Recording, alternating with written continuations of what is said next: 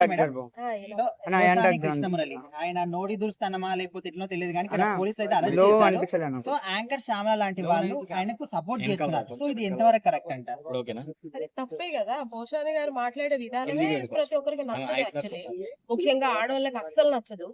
సినిమాలలో అంటే ఏదో నడుస్తుంది డైలాగ్స్, ఖచ్చితంగా అది ఆ మాట్లాడాలి కాబట్టి మాట్లాడతారు. బట్ బయట ఇంకా ఎక్కువగా మాట్లాడతారు ఆయన. ఎందుకు అలాగా ఆయన చెలరేగిపోతారో నాకైతే అర్థం కాలేదు. ఏదో ఒక రోజు ఆ నోటి దురుస్తనమే ఆయనకి ఇబ్బంది పెడుతుందేమో అనుకున్నా, సేమ్ అలానే జరిగింది. ఆ మాట పక్కన పెడితే ఆయన నోటి దురుస్తనము అంతే, ఆయన బిహేవియరే అంత, ఆయన స్వభావమే అంత, ఆయన మాట తీరే అంత అనుకుందాం. ఆడదే ఎవరు పిల్లలైనా పిల్లలే. పవన్ కళ్యాణ్ గారు పిల్లలే పిల్లలు అంటే మాత్రం దానికి కూడా నేను వ్యతిరేకినే. ఎందుకంటే ఎవరైనా ఒకటే.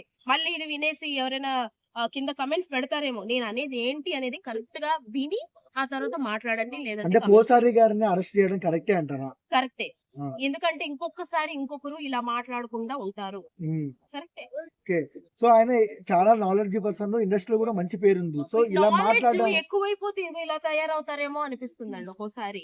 ఉమ్. ఎందుకంటే ఫ్రాంక్ గా చెప్పాలంటే కెమెరా ముఖంగా చెప్తున్నాను, నేను వైఎస్ఆర్సీపీకి సపోర్ట్ చేస్తా మామూలుగా అయితే. ఉమ్. కానీ ఇక్కడ పోషాని గారి మాట తీరుని నేను కూడా ఖండిస్తాను. ఎందుకంటే యాజ్ అ ఫీమేల్ ఆ పార్టీలో ఉన్న ఒక పర్సన్ గా ఇలాంటి వాళ్ళ మాటల వల్ల మన పార్టీ మీదకి బురద చల్లుతున్నారు. ఇంకొకరికి అవకాశం ఇవ్వకూడదు మనం.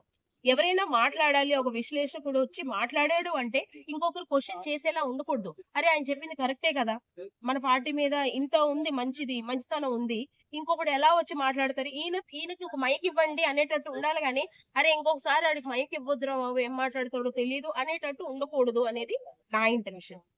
ఓవరాల్